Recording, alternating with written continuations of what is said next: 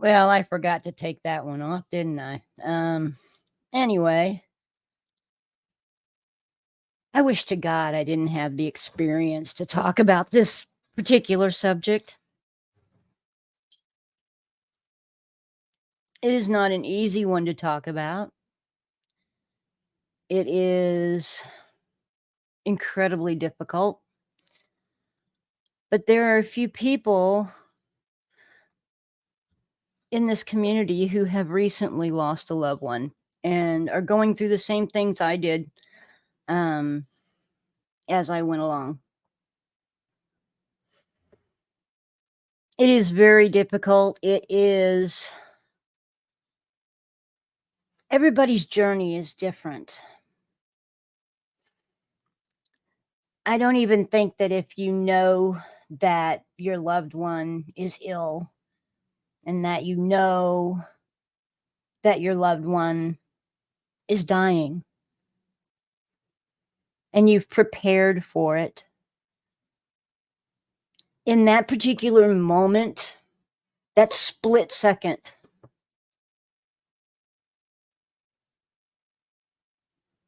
you grieve just as someone like me who had their loved one traumatically and ripped away, just gone.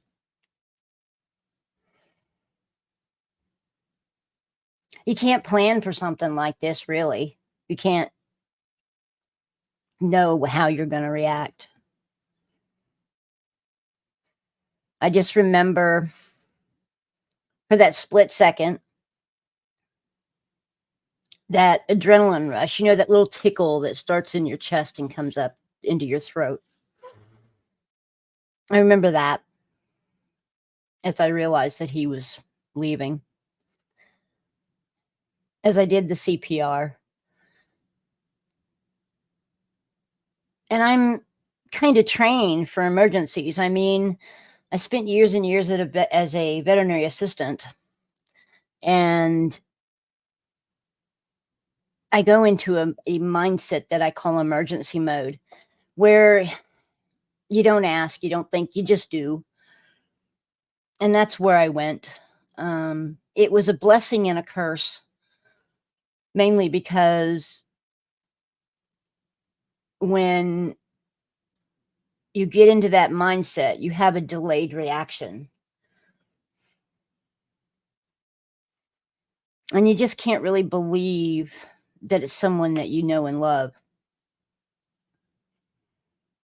Because in emergency mode, you turn all of that off.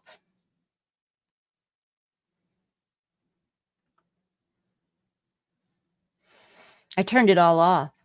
It's the only way I could do what I did.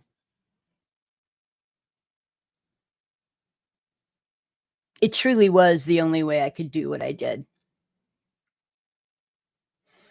Had I really thought about what I was doing and what was going on at that particular moment, I probably would have froze.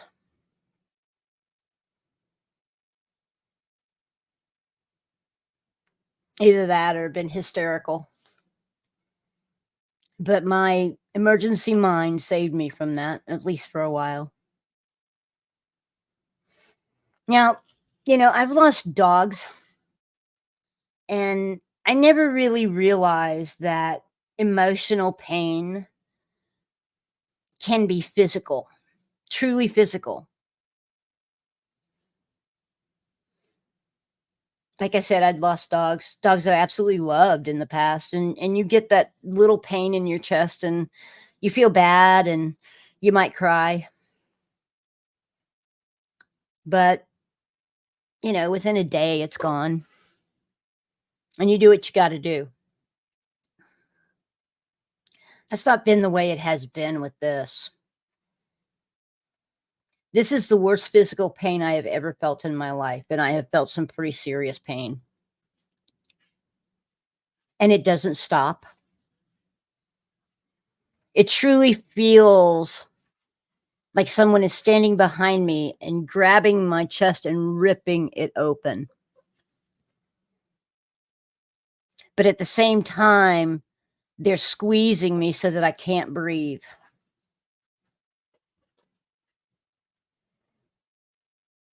And that physical pain continues day in and day out.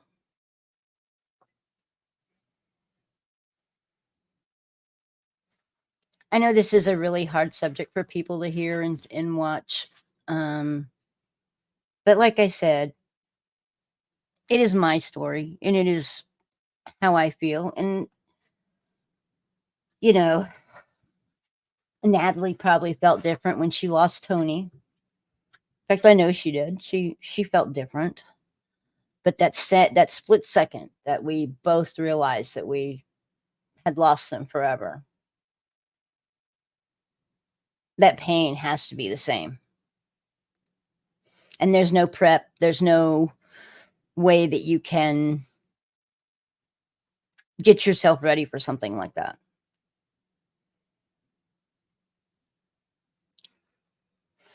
The last vision I see of my husband, and trust me, visions come, flashbacks come, they're constant. It's part of the reason I don't like to go to sleep. But when I finally do get to sleep, it's part of the reason I don't want to get up, because flashbacks come when you least expect them.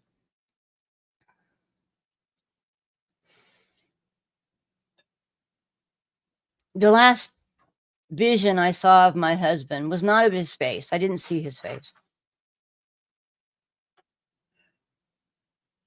What I saw was him from about mid-chest down to his feet, his clothes cut off of him, still wearing his house slippers. He had 2 metal rods that had been drilled into his bones on his legs for intraosseous IO fluids. But I keep seeing that last vision of my husband over and over again, even these days. I'm really in the beginning parts of this journey. It's grief is not something you get over. It's something you get through.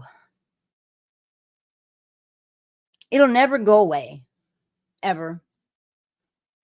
It's changed my life completely. It's changed the life of my family.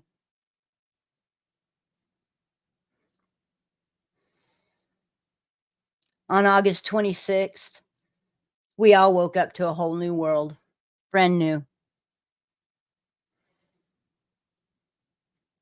And that world is darker because he's not in it. Sorry.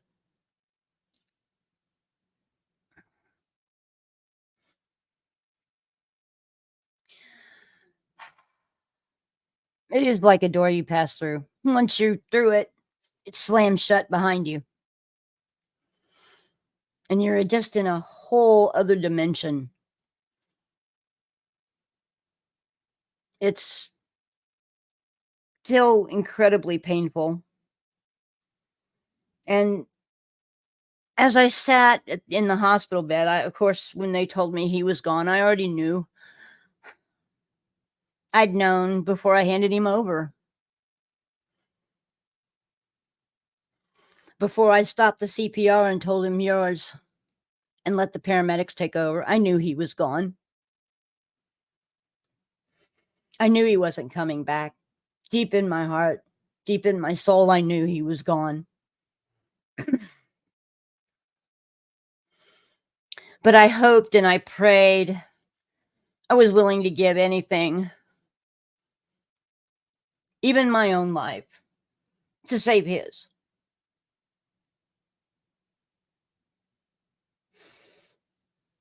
I would have given the world.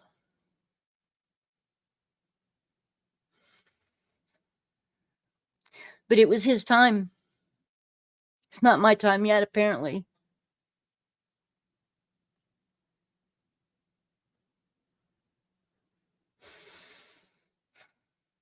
That day, after they told me, of course, I lost it, I screamed.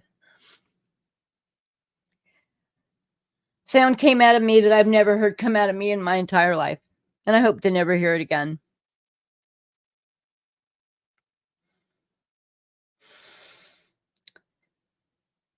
It was as my chest was ripped open and my heart was taken out, because that's what it felt like. Yes, Deb, it is never easy. And you still remember, I'm sure 33 years later, that day that you lost him. I will never forget that day that I lost mine. Ah, sorry.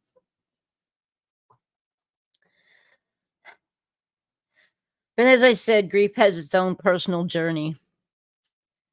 My journey is different from Deb's journey, is different from Natalie's journey, is different from Lydia's journey. But we all belong to a club that none of us ever wanted to be part of.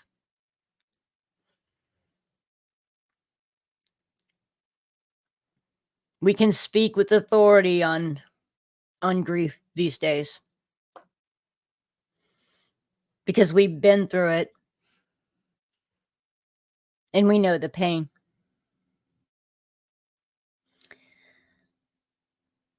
It's really kind of interesting. When you lose somebody, everybody doesn't really know what to say. They say they're sorry, and we know you mean it. But we also know that until you've experienced, you'll never know what it's like.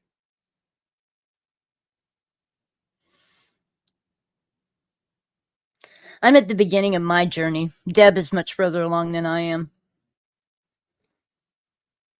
And it's a journey that doesn't take weeks or days or months. It takes years. There's people I talk to in my group sessions, in the groups on Facebook that I'm in now, that are in all different stages of grief. Some are just coming in, like me. Some have been there 10, 15 years. Some have been there 30 years. Deb's a year ahead of me, almost exactly. And I'd be willing to bet that there are still moments, there are still days, Deb, that you sit in your bed and you say, why am I still here?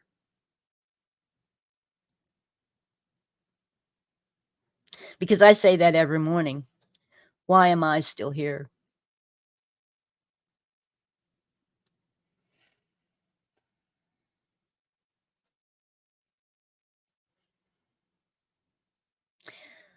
But the big thing that I want everybody to realize is that while we know that the questions you ask us and the sentiments you send us, you mean well, and we know that.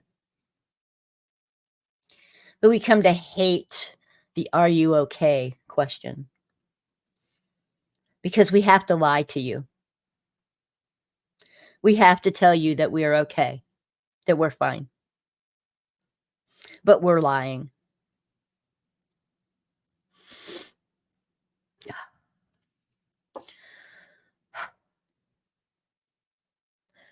What we don't tell you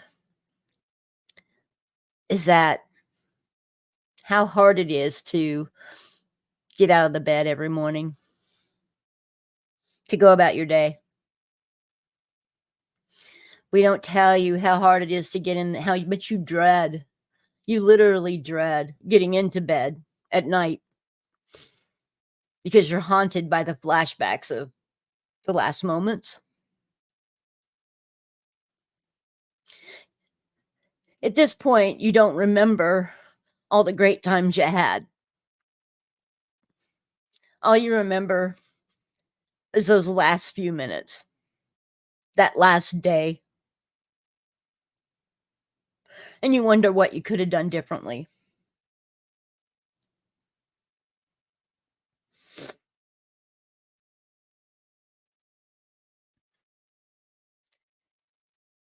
It is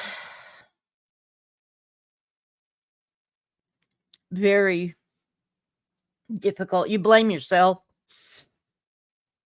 and then you blame the one who you lost because you're angry. Like, why didn't he tell me he had chest pains before?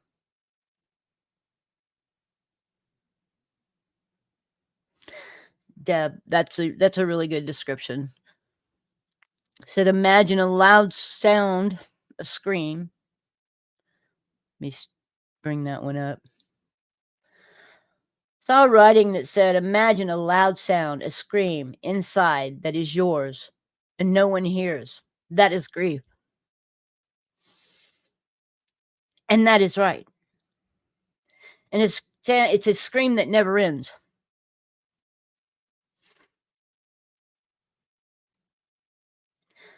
I know this is like I said, a difficult topic.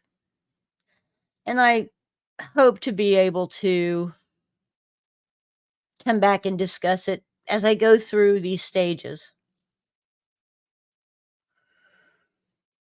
I can tell you that I get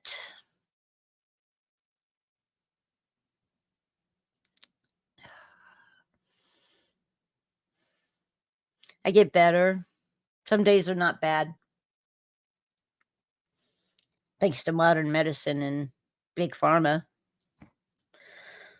You wouldn't believe the antidepressants and anti-anxiety and anti-stress and all of this stuff that I'm taking these days.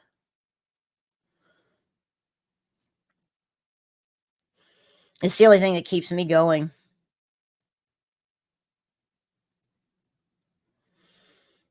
That and knowing that I have to. I don't have a choice. I have to go through this. I can't run away from it.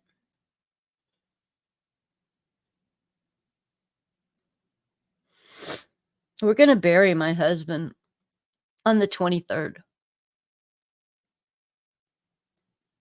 He's going to be buried in the Veterans Memorial Cemetery here in Texas, in Killeen. And I'm going to sit there and I'm going to watch them fold that flag. And I'm going to look at I'm going to look at the young man, part of the Navy, who's going to bring me that flag. And the whole time, as he gets closer and closer, I keep trying to tell him, no, don't come to me. No, I don't want it. It's not real. It's not true.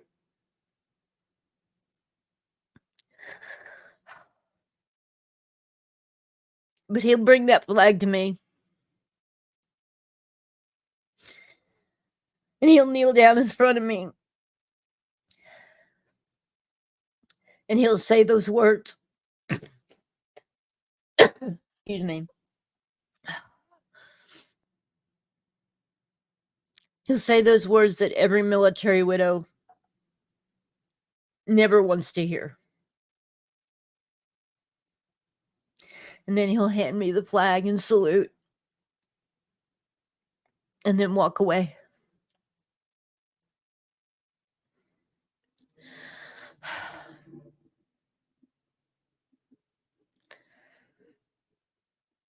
I'm not okay, guys.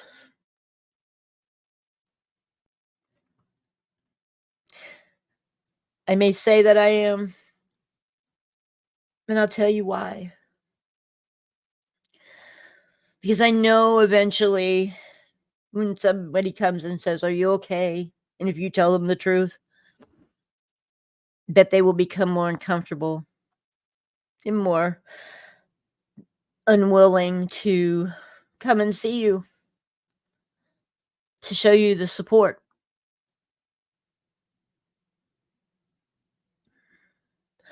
And one thing we need as widows and widowers and people who have lost somebody recently, the one thing we need is people around us, people who are holding us up, keeping us sane.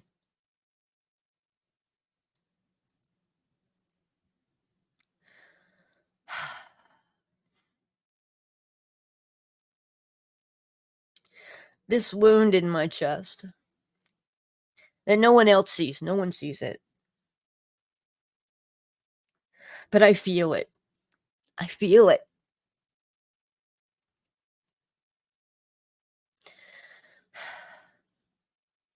I feel like my heart's gone.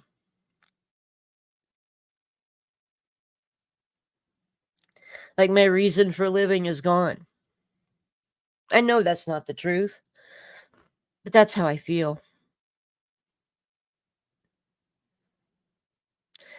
And so when you ask, how are you doing? Are you okay? Understand that that person is going to lie to you because they don't want you to feel anything like the pain they feel.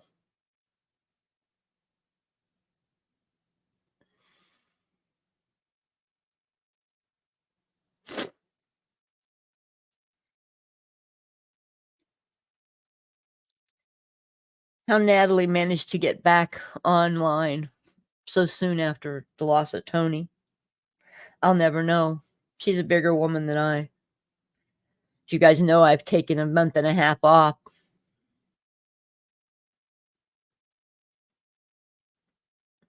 I'm not the same person I was before the 25th of August.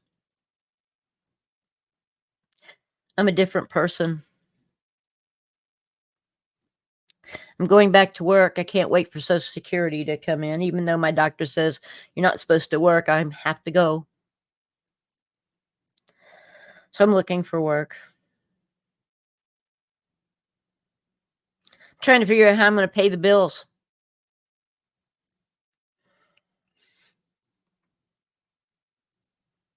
And what really sucks is I can remember that day on the 25th, I was in the hospital bed because my boys were really scared that they were going to lose me too. So they insisted I go to the hospital. And I'm sitting in that hospital bed when the sheriff's victims, whatever unit, that lady comes in. And she tells me that if the medical examiner decides that my husband does not need an autopsy, then I'm going to have to make a decision right then on what mortuary he's going to. And I don't know any mortuaries. I don't know any crematoriums. I do now, but then I didn't.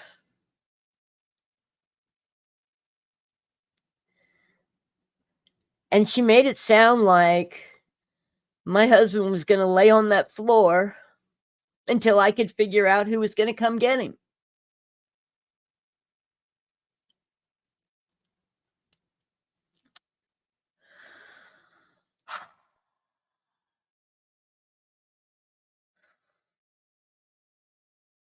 If you're prepared for death, if you're older or you've done that planning or whatever, or you've had, your loved one has been ill for a while and you've gone through all of that, you do kind of plan it. You do kind of go shopping for it. But when it happens suddenly, like my husband or somebody in a car wreck,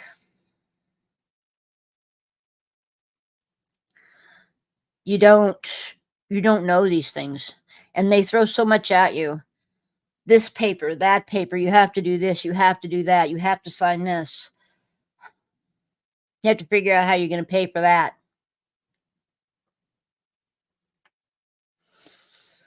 You sit there with so much coming at you that you don't know where to turn. You don't know what to do. So you're static. I spent 2 days that way. And even then, I didn't come out of it for quite a while. I don't remember much about the days following his death.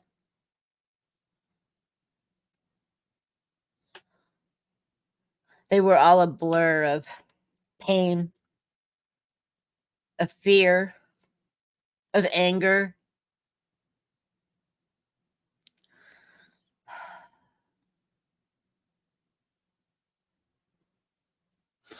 All of those things just go through your mind, go through your heart.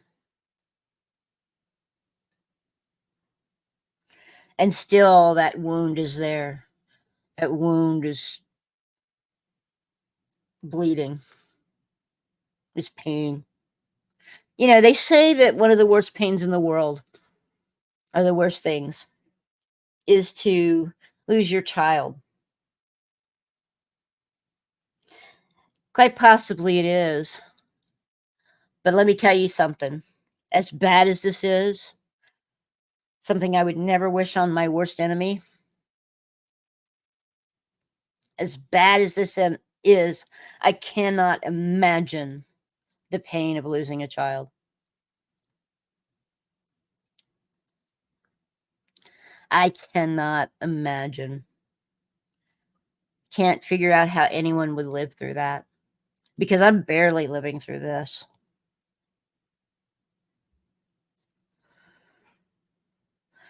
I wish every night when I go to bed that I don't wake up.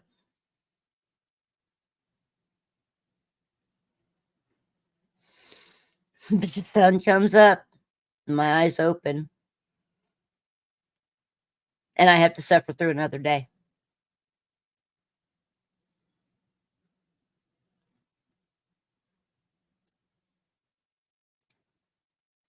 That is grief. That is the beginning stages. And it'll get worse before it gets better.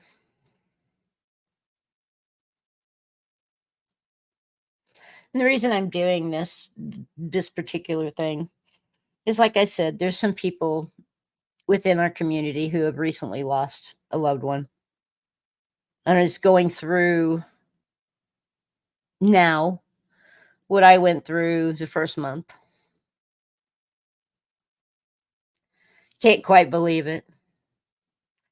You roll over thinking your loved one is going to be in the bed next to you, and they're not. About the time he would come home every afternoon is probably the hardest part of my day. Sometime between 6 and 7. He always came home at that time, and it is so hard. You wanna go look for him at the door, you just wanna hold him. But he's not there.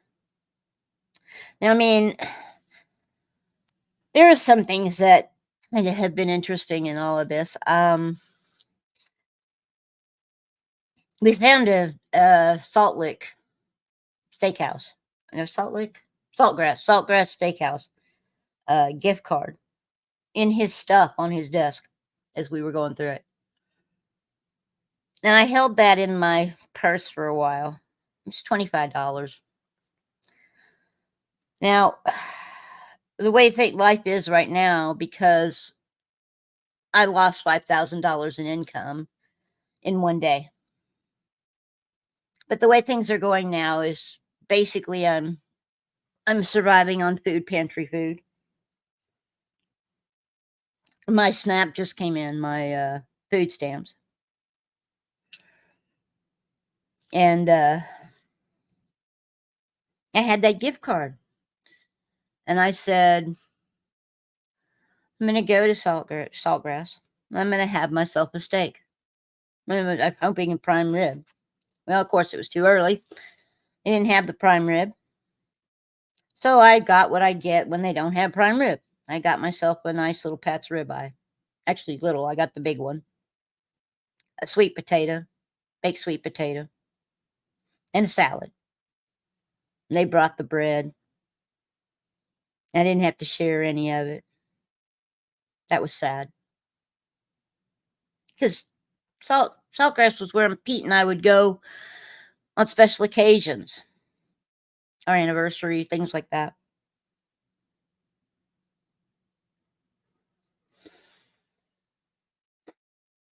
So I sat there by myself reading responses to a post I made in a Facebook group that I'm part of.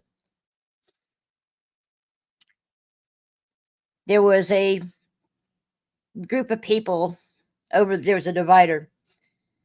And over on the other side of the divider, there was a group of people over there enjoying their meal. And one of them looked over at me, and I kind of looked up and gave that half smile, the one that never reaches your eyes, and then went back to reading. Eventually, they got up and left.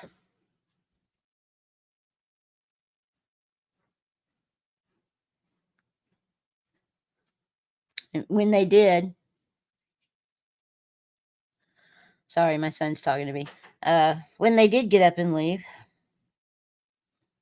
they walked out the door.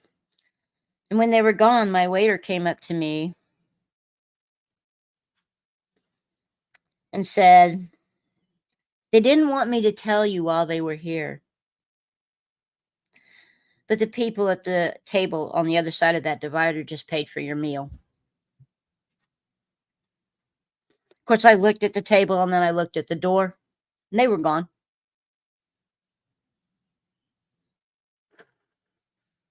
And the tears started to flow. And the waiter looked uncomfortable. And I told him, "You don't understand." I said, "My husband died on the 25th of August. It's been about a month later. And this is the first time I've been out to a restaurant by myself since it happened."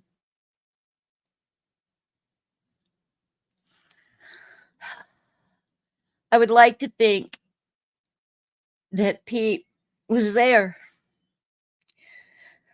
that he pressed on those people's hearts to pay for my meal, because he always paid for my meal when we went there. Wouldn't let me pay for his.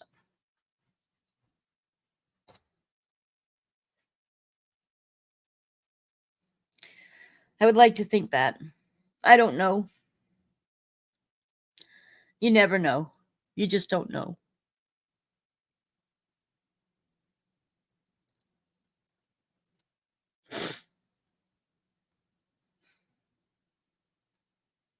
I've gotten in the car a couple of times and the seat's been pushed back to where he used to have it.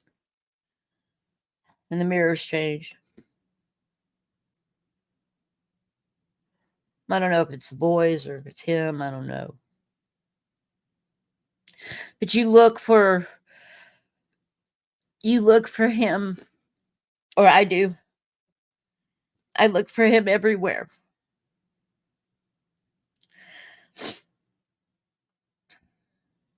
When I want to say something, I see something that's really kind of cool, and I go walking into the living room or into the kitchen and then realize he's not there for me to tell.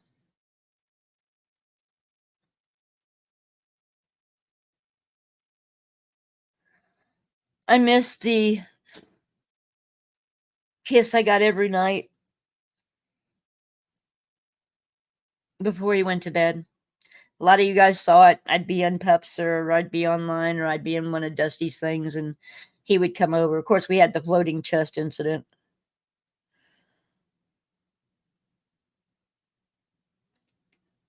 I missed the kiss every morning that he would put on my forehead, because I didn't have to get up as early as he did before we went to work. Oh my God, I missed those stupid stories that he would come in the middle of something that I was working on and tell me something that I didn't give two shits about. And I would just look at him just so annoyed. I would give anything to hear one of those stories again.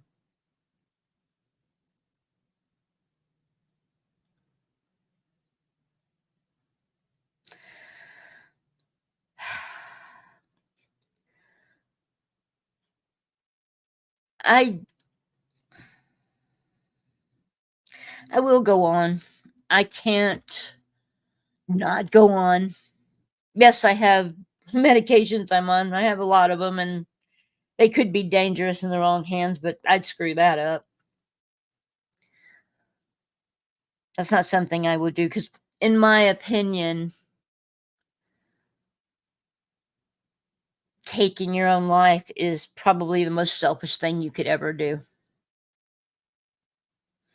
because you will hurt everyone who knows you and loves you. And I couldn't do that to anyone. It's not that I don't want to, it's that I can't.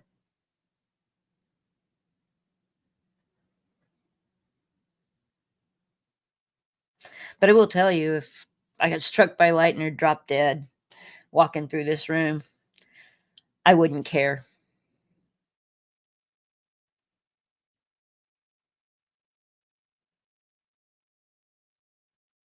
Because that's what grief does to you.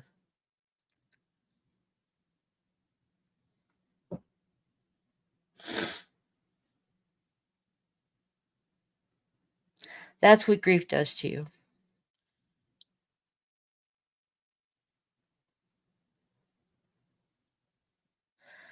And some people, it makes them not care what other people might think. And others, like me, I care a great deal about what you guys think. And let's be honest, you guys are what's keeping me alive. Because if it weren't for you guys, I probably would have ended it already.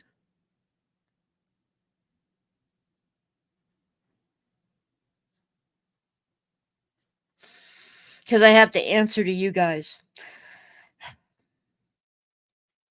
Not answer to, but I won't hurt you.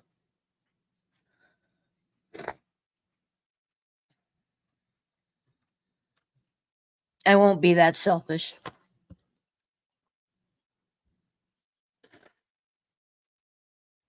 I love all of you guys too. And you guys are keeping me honest, keeping me alive. I wear his ring, my rings on this necklace. And I spend a lot of time rubbing this ring because it's almost like touching him.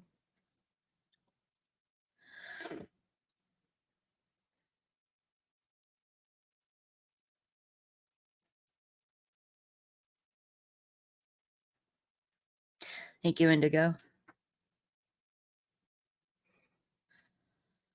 And you can tell, guys, you know me. I've always been kind of a funny and outgoing and all that type of person, and I'm not the same person. I'll get back to it eventually. At some point. I know, DJ. I'll get back to it. I'll help Scooter with Scooter Report. I'll be Lorraine again at some point. But that time is not now.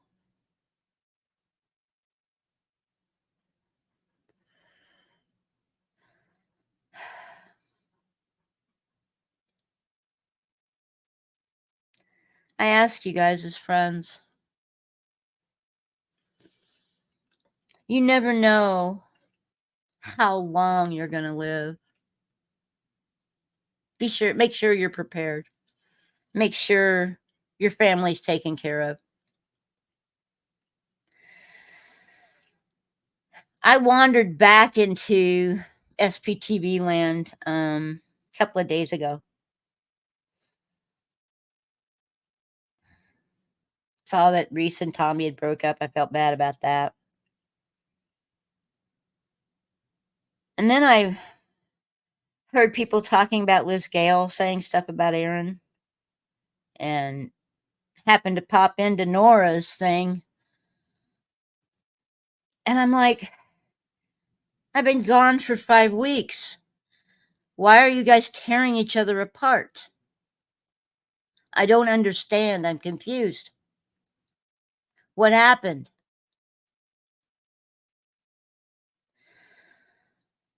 And I listened to Nora while I was writing my husband's eulogy and putting together the memorial video that I'm doing for him.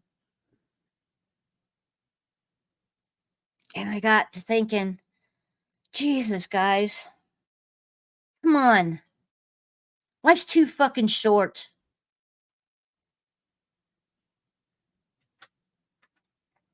Too goddamn short for petty bullshit.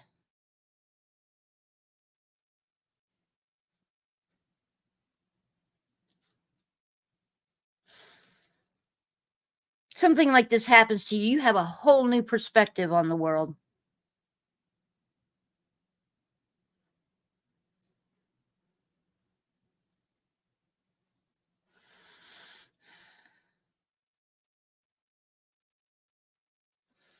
You know, we all used to be fighting for the same cause. Now we're fighting each other over stupid bullshit things. I'll admit, before my husband's death, I was fighting over the same stupid bullshit things too.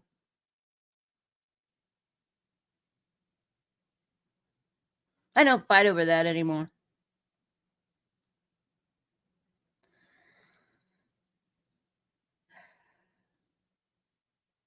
We have to remember why we all came together in the first place. Put our vision back where it belongs. Let the shit go on the sides. It's not important. Because person A didn't listen to person B. So person B went to person C and the rest of the fucking alphabet. Because they're mad or they're upset or they feel like they've been ignored.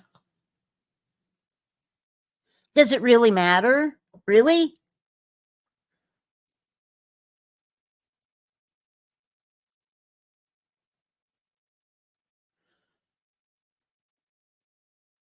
And maybe that's the case, Indigo.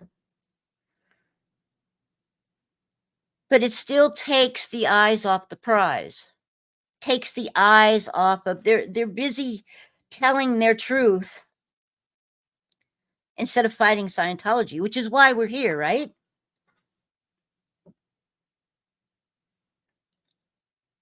I mean, I've been hurt and abused in the past. I'm hurting now, God knows.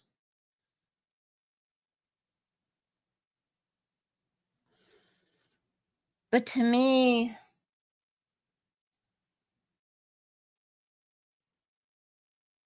if somebody's hurt your feelings or abused you, you just cut them out of your life. You ignore them. You don't have anything to do with them because they're not worth your time. Hey, Sophia. You know, I mean, seriously. Somebody who hurts you, are they really worth your time?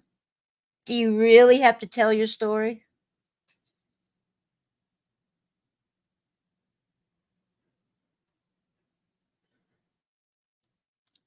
Is it so important that you let everybody know that you're upset with somebody because whatever reason?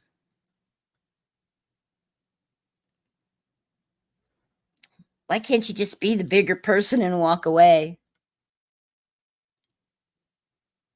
You know? And keep your attention on the important things in life. Your family,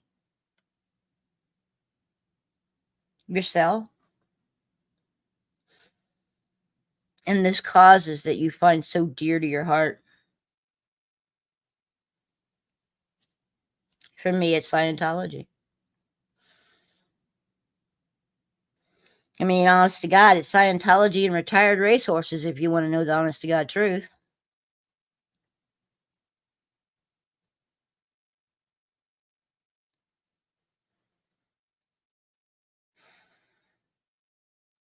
We've lost our way, folks.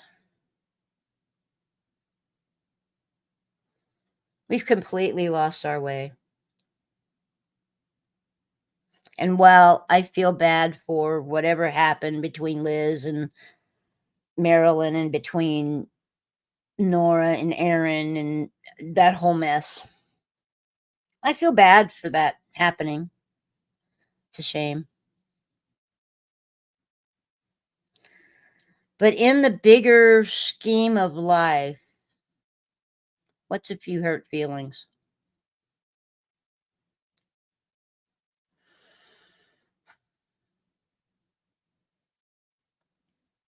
So that's kind of where I am. And again, things will get better eventually. I know they will. They'll never be the same.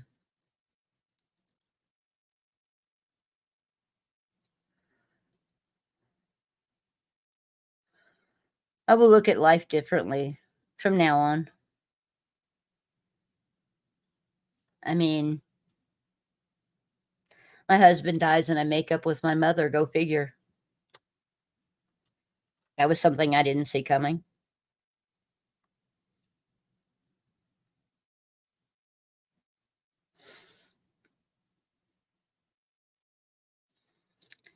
But death of someone close to you definitely changes your perspective on things. And the pain that you go through, it is real. Don't if yeah. Everybody's journey is different. My journey is different from anybody else's. My journey is going to be different from Lydia's, from Natalie's. My journey is going to be my own. And don't let people tell you 2 or 3 months down the road that you should be over it by now. Come on, get with the program. You do it on your own time. Because remember, the person who's saying that to you has never experienced what you are experiencing.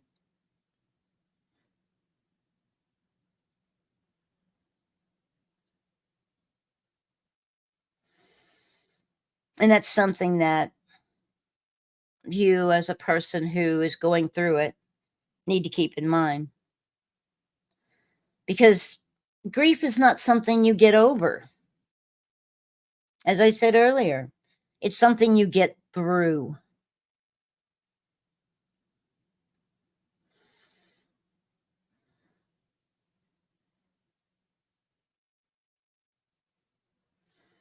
Yes, Indigo, you're right. And there is pain of losing friendships and so on and so forth. I'm not discounting that. It's painful to lose friendships. It's painful to really lose any relationship. And I've lost friends, so God knows I have. You know, and yeah, it's painful. But my God, compared to what this is, doesn't hold a candle. It doesn't even compare.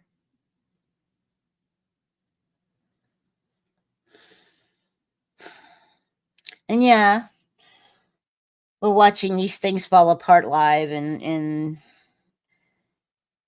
but that's kind of what I'm trying to say, you know? Why are we watching these things live? Why are we so interested in that? Why are we tuning in for the train wreck? Why are we taking sides? Sure, you back your friends. But I don't know about many of you, but some of these people, both sides are my friends. How do I choose?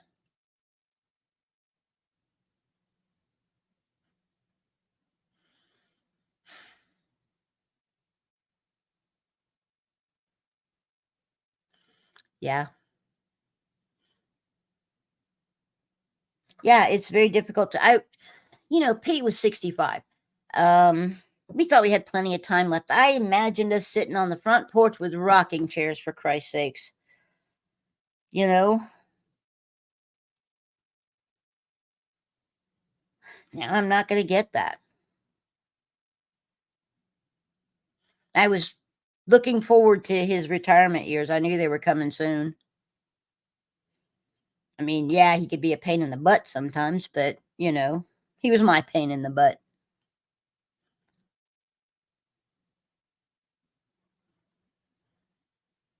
you know? And you go, I'm not saying you're taking sides, sweetie. Um, but faced with both sides being friends, it's sort of like they both want you to back them, and you're like, you know? So you choose to not back either one, and then they both get mad. It's kinda catch 22.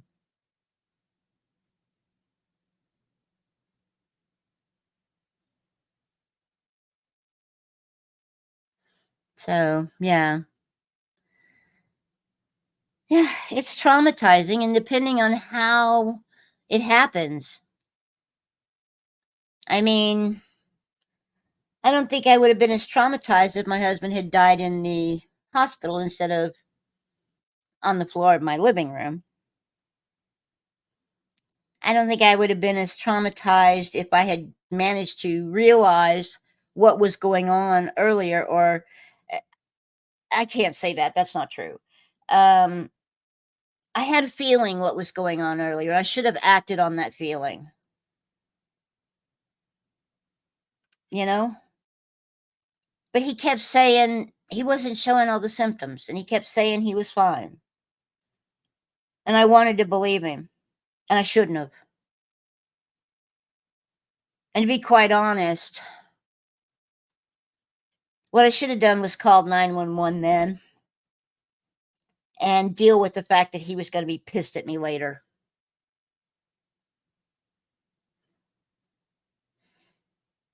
I would have much rather been embarrassed about going to the hospital for heartburn than what is happening now.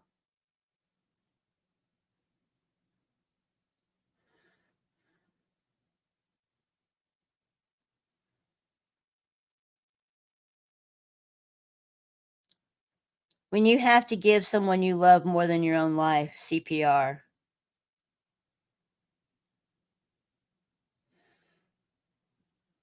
and you hear that very first compression, oh God.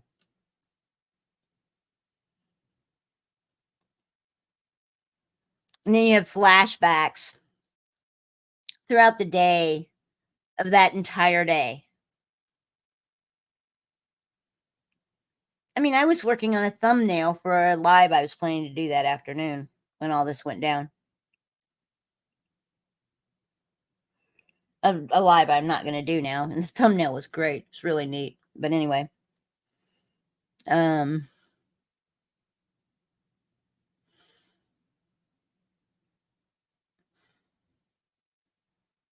I don't remember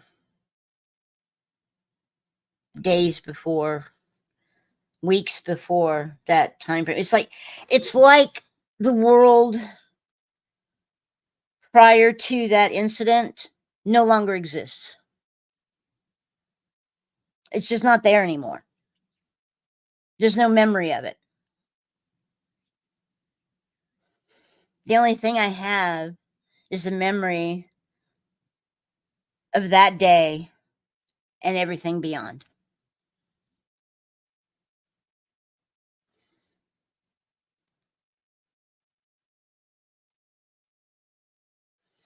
It changes your life, folks. It truly does.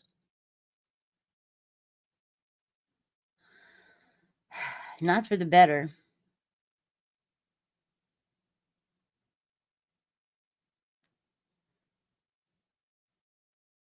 I can see how people die of a broken heart. I can see how spouses, one dies and then the other shortly thereafter. I can see how that works.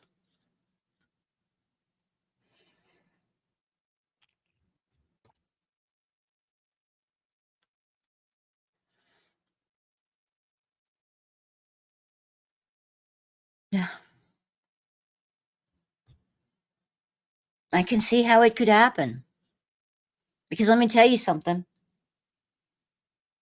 In this situation,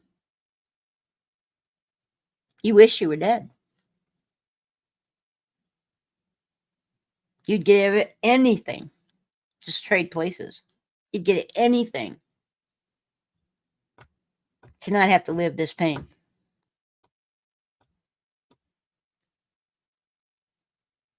So I can see how some people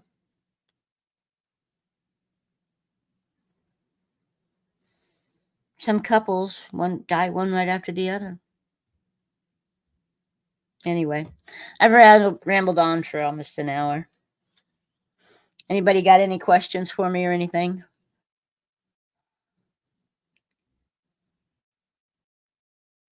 This community has been probably the biggest thing, the most surprising thing that has happened through all of it. You know, I never thought I was particularly that important. You know, I'm just a person. No big deal. But you guys, I have felt the support and the love. And it's what keeps me going. If it weren't for that, I might be sitting in a corner staring at a wall.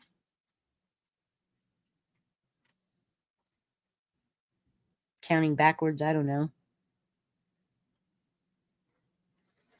It's because of you guys that I'm still here.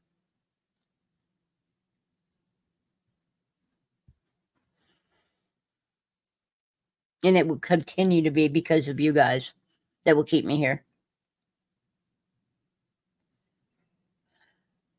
People say I'm strong. Nah, I'm not strong.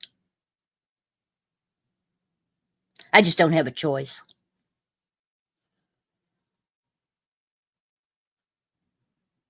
It has nothing to do with strength. It has everything to do with the fact that you're not given a choice.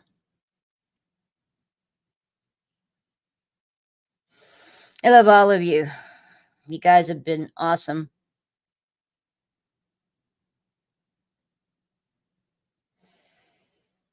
And do me a favor. If you ever find anybody who or know a friend who's lost a loved one or somebody you don't even know,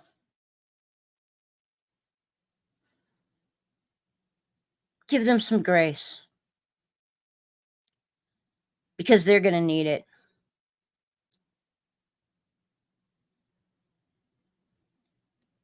Show them some love, even if it's something small.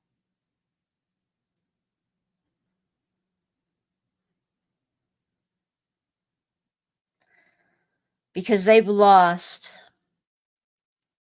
the one person that they could turn to and they were sure had their back. The one person that they trusted more than anybody in the world. The person they loved more than anything in the world.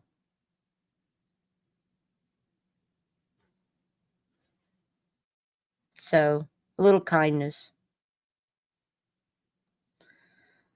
And please, don't ask how we are, because we're not okay. Just show us a little love. Tell us you're with us.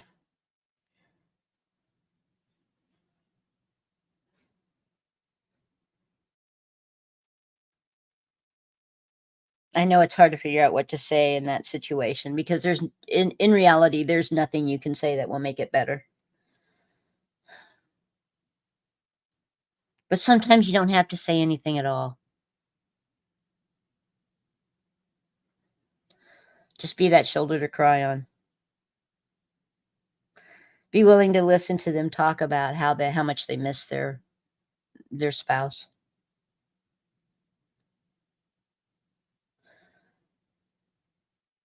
If you really wanna do something for them, just be there.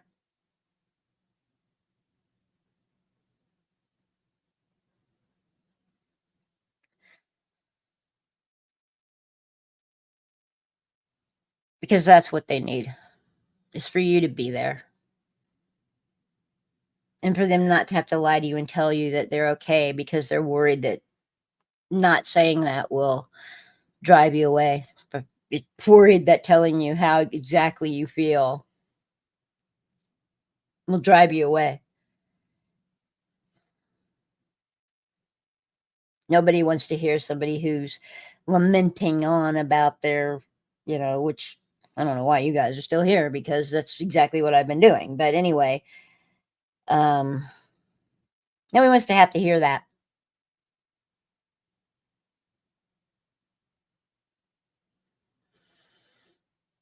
Yeah, exactly, Sophia, exactly. And you feel it from your chest all the way to your backbone. Like I said, it feels like somebody's ripping you apart and then holding you so tight that you can't breathe.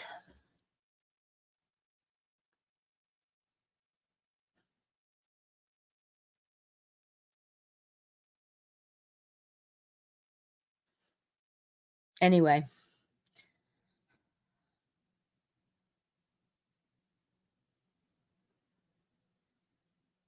yeah.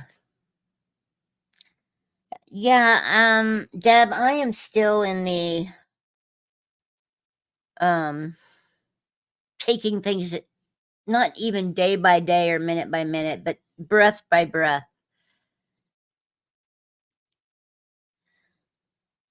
And I know eventually I will get to the minute by minute and day by day. I can't imagine it now, as I'm sure you couldn't imagine you continuing like that in the beginning. But this is the beginning.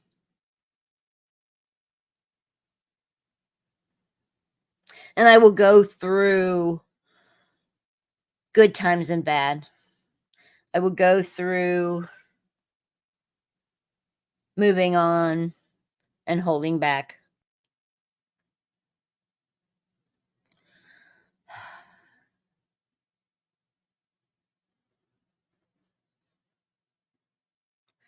But one thing I will tell you guys, I do love you, all of you, because you stood behind me and been right there when I couldn't walk on my own.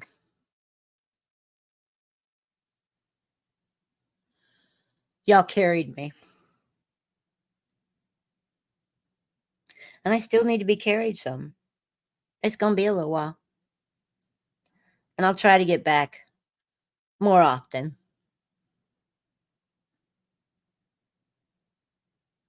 Of course, it's going to have to go around my work schedule once I find a job. But I'll try to get back. Thank you guys for being there for me.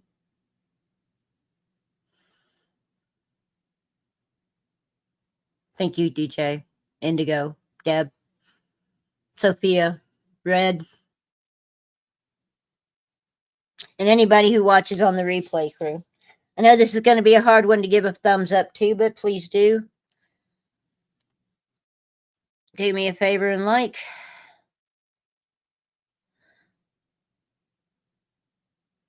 Do me a favor. If you haven't subscribed, please do. And I could really use subs and watch hours, gang. I've kind of dropped the ball in the last month and a half. I'm not sure I would carry the ball very well right now anyway. I can tell you the 23rd is going to be horrific. Just thinking about it makes me tear up. But I will try to get on and let you guys know how I'm going. It may be a few days, but I will try.